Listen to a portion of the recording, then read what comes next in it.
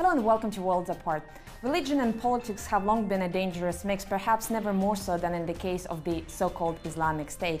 Is this violence and gloating evidence of everything that is wrong with religion, or perhaps how religion can be used as a scapegoat for other less than honorable fields of human activity? Well, to discuss that, I'm now joined by evolutionary biologist Richard Dawkins. Mr. Dawkins, it's a great honor to have you on the show. Thank you very much. Well, I know that you've been a critic of organized religion for quite some time, and you spoke about religion and evil. But I wonder if the pictures, the footage that we see coming out of Syria, of Iraq, with the Islamic State executions, crucifixions, decapitations, if they leave you shocked, if somebody told you 5 years ago that we would be dealing with a phenomenon of such proportions, do you think you would be surprised? Of course, I'm totally shocked. I think it's absolutely horrible. You're presumably raising the question, is religion responsible? And religion itself is not responsible for this. These are savage people. You could ask whether religion is responsible for the support that they're getting, and there I think it probably is. I mean, they're getting support from people in Britain, people in Europe, and young men are going out to Syria and Iraq to join IS. And the motivation for that is, in some sense, religion. It's also this feeling of political involvement. It's a feeling that it's an us against them. And I think that quite a large number of young Muslims feel kind of beleaguered against the rest of the world. And so religion, in some sense, might be just an excuse. But I do think that a dominant part of the motivation for these young men has to be religion. Well, I would like to explore that a little bit later, but before we go there, if we could look at the biological aspect of it, and I think you are an evolutionary biologist, and probably you would agree that as species we developed some adaptations to sort of prevent us from excessive gore. I mean, killing itself is not easy, and you can argue that perhaps they are savage people and just a bunch of psychopaths, but there are a lot of them. Their number is too high to believe that there is something that is psychologically wrong with all of them. So I wonder if this type of violence itself is not natural, because I mean, some people have, for example, fainting reflex at the sight of blood, or it's difficult to kill people with bare hands, and they do it very, very easily. Well, a small number of them do. I mean, the ones who actually wield the knife are presumably psychopaths, and you probably could find them in any society. But perhaps you need to make a distinction between them and the people who support them. I am worried by the fact that so many people know about these awful decapitations and so on, and yet still join up. That I think you're perfectly right. That is a very worrying thing. As for the biology of it, there's a tussle in evolutionary biology between a tendency to selfish violence and a tendency to altruistic cooperation. My book, The Selfish Gene, my first book, is sort of about that tussle. It's sometimes been misinterpreted as an advocacy of selfishness or a statement that we're all selfish. It's not that at all, of course. It's mostly about altruism. But there is a kind of tension between selfishness and altruism, both of which are favored by natural selection, Darwinian natural selection, in different circumstances. But I think you argue in your book that every activity sort of has a purpose. I mean, even when people resort to violence, it has some practical value for them. For example, the survival value, what have you. But what I think is very interesting about IS is they seem to be reveling in that killing, and that killing does not really serve any practical role, or perhaps it does, but I wonder if the case could be made that what they do is essentially against basic human instincts, because I mean, if you look at the footage, they're stepping over like bodies lying on the street, and you can argue that just from the biological point of view, smelling decomposing human flesh would be revolting, because we are afraid of catching infections, what have you. But they seem to be, it's almost like their basic instincts have gone numb. How would you explain that? There is a perfectly good evolutionary theory of reciprocation in which revenge plays a part. And so there can be an escalation of vengeance, which can go over many generations sometimes, and so you get vendettas in various societies, sort of mafia-influenced societies, various societies around the world. Killing, often of a hideous nature, is motivated by vendetta, sometimes family vendetta, tribal vendetta. There is a kind of pseudo-tribalism which uses religion as a label. And I suspect that some of these people think that this hideous violence is vengeance against, say, America for attacking Iraq, or for forming alliances with, I don't know, with Israel, say. And this vengeance becomes directed towards innocent people. There's one British man who's threatened with execution now, who's an aid worker, whose motivation is purely altruistic towards the people there, and yet he's being scapegoated as vengeance against the United States and British governments. I think vengeance is a hideous emotion, but it is one that does have biological basis. I wonder if I can pick up on this political point, because clearly, as you just articulated, religion or any group of beliefs, they're also a reflection of everyday reality, what these people have been exposed to. And IS originated in Iraq, where violence has been raging for pretty much, I don't know, like 10 plus years.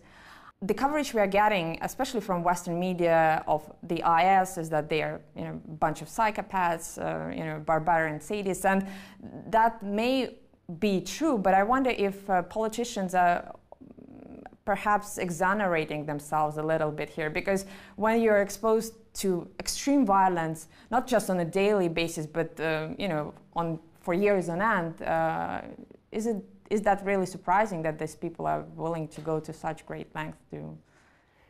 Yes, but if the causes of, are you saying something like the causes of the violence are the American invasion of Iraq? I mean, that sort of thing? Not so much the American invasion, but the type of violence that was brought by the war. People exposed to very gory pictures on a daily basis. What you mean, somehow people get desensitized because they're... Absolutely, yeah. Well, yes. That's the first thing that happens in any war zone. That does happen, and I think if you look back at, say, the First World War, Second World War, those things escalated, and by the end of the war, people on both sides were prepared to do the most hideous things because they'd seen hideous things already done, yes. Now, I consider myself an atheist, primarily thanks to you, but as a war reporter in the past, I've seen many examples, especially in war zones, when people experience so much grief or so much violence that religion becomes their only salvation. And it's not only like on an intellectual sort of level. I don't think they really think about the origins of the universe, when they lose their loved ones, but they really need some sort of support at that time. And I don't think that critical thinking provides that in those days. Do you think that religion still has a place in those societies, the most vulnerable societies, not again as an intellectual concept, but as a social or emotional crutch? Yes, I think very likely it does. I think it's perfectly possible to say there is no justification of scientific justification for anything religious, for any of the truths that religious people claim.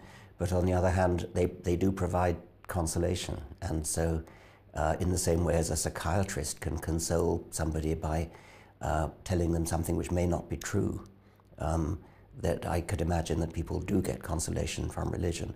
What sort of irritates me is when people do what you're not doing, which is to confuse the possible role of religion in consoling people with saying, therefore, it must be true. That's a total non sequitur.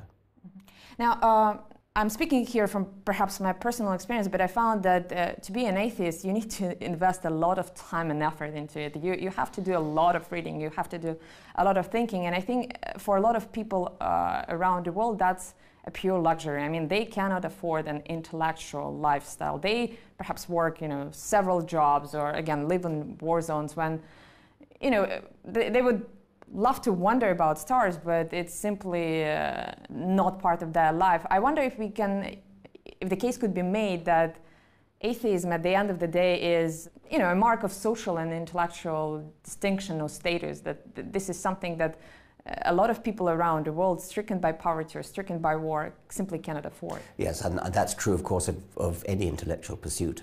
If you're starving, you better get on with trying to survive, and it's very, very, very difficult. So all intellectual pursuits, in a way, are a luxury which privileged people can afford to indulge in. It's the same is true of music, of philosophy, mathematics.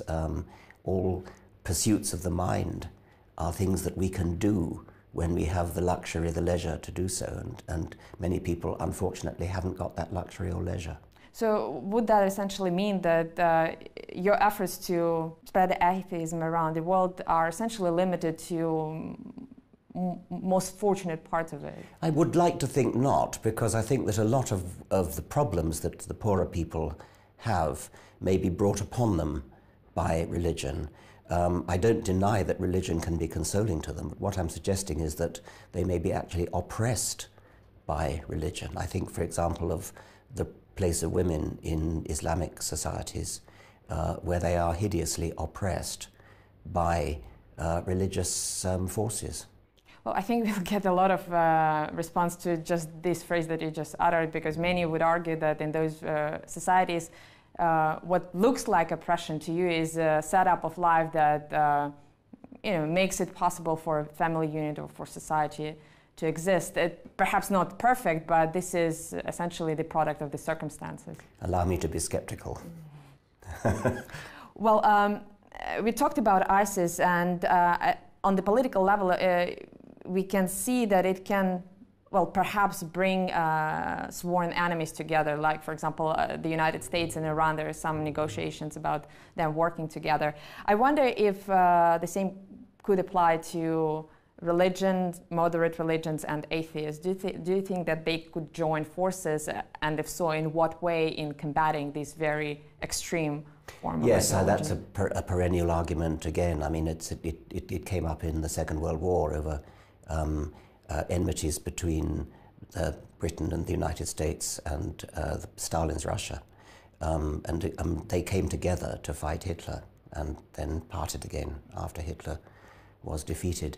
In the case of atheists and religious people joining together, this comes up in America especially with the argument over creationism and the teaching of evolution, where moderate religious people are on the same side as scientists in wanting evolution to be taught and wanting young earth creationism not to be taught. And I have myself joined forces with bishops in Britain on this very issue. So yes, there are times when one seeks to make alliances with people that one doesn't always see eye to eye with. But when you make those alliances, I wonder, what kind of compromise, intellectual compromise, you are making with yourself, because you just decide that you're not going to look at their ideology, you're not going to take it seriously, or because the story, for example, of origin is a very important part of the doctrine. So even if you're joining forces with them, how well, you say I agree to we agree to differ on this, but we feel very strongly about that, and so we're going to join forces over that. Mr. Dawkins, we have to take a very short break now, but when we come back, how could evolution of religion look like? That's coming up in a moment on Worlds Apart.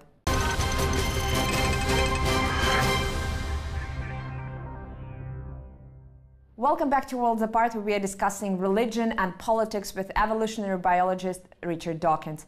Now, the main premise of most Abrahamic religions is the so-called golden rule, the rule of reciprocity, and in the Selfish Gene, you wrote that about that game theory analysis that shows that reciprocity is a evolutionarily sustainable strategy. And I wonder if what you believe in is more important than how you believe, because your case is obviously against how people believe in certain things. That you have to think rationally, you have to employ critical thinking. But at the end of the day, good people of faith and good people of atheism, they all seem to believe in the same thing, that you have to be fair and treat others as you want to be treated. Yes, the golden rule is pretty much universal in all societies, and it makes a lot of sense.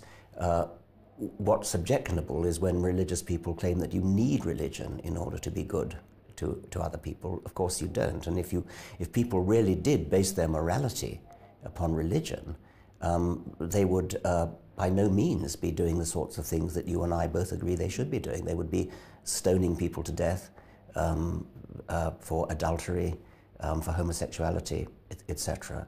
So we don't, as a matter of fact, get our morals from religion. We get them from somewhere else, things like moral philosophy, which is often just an elaboration of the golden rule and other things. We get it from that. It happens to coincide with some verses of religious scripture, very much does not coincide with other verses of religious scripture. We pick and choose which verses of religious scripture, the religious people pick and choose which verses of religious scripture they want to believe. The basis on which they pick and choose is the same as the basis that you and I use in order to decide what's moral. It's not other parts of scripture.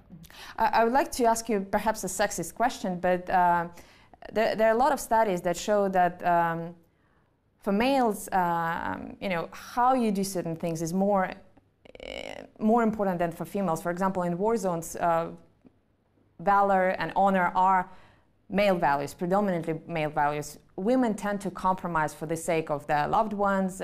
For them, even though they're more attuned to public opinion, in critical situations they're ready to sacrifice that. And that led me thinking that perhaps what some would call the strident form of atheism is perhaps a male construct, because for most women it doesn't really, or for many women, it doesn't really matter whether somebody, again, believes in the Bible or in Allah, as long as they are decent human beings, as long as they function in a society in a way that doesn't threaten anyone. I hesitate to tie labels on sexes of that sort. There could be evidence for that. I could imagine psychological evidence for that. I haven't looked into it. I think we need to discuss in a civilized way the differences between these two ways of looking at things, and I'd be hesitant before I tied gender labels on them. But the reason I'm asking, of course, is because many people believe that you're very principled, and some would say strident position on that. You put it on the intellectual basis. You believe that it's intellectually driven, and I wonder if you ever thought about it also being influenced by gender factors. And we see similar phenomenon, for example, in organized religion, when again most of the high priests are also male, and those who indoctrinate and postulate values, they also happen to be male. I value the world of the mind. I value truth. I care passionately about what's true, and so to me, as an individual, when I look at a religion, what I care about is it true? Is it really true that there is a God, etc.? I recognize that emotions are also important. I'm driven by emotion in other issues. I'm driven by emotion, for example, in the question of saving species from going extinct, things like rhinoceroses, elephants, tigers. It's quite hard to build a purely rational case for saving the elephant, saving the black rhino, saving the tiger. My case is an emotional one, and I'm not ashamed of that. I would weep if we lost the two elephant species that we have. That's emotional, and I defend it on those grounds. Religion is, to me, a matter of intellect, and I take my stand on that. Now, the traditional atheist view has been that with the development of science, religion will sort of die out, and obviously this is not what we are seeing these days. And if you look at some of the IS fighters, there are reports that some of them have advanced scientific degrees. There are chemists and physicists among them, and yet they seem to have this ability of using critical thinking in one domain and going totally blind in other areas of life. And I wonder if atheism in some way overestimates people's ability to think rationally. Are you putting too much faith in the human rationality? Well, it looks as though you may be right. It is quite mysterious to me the way people can do that.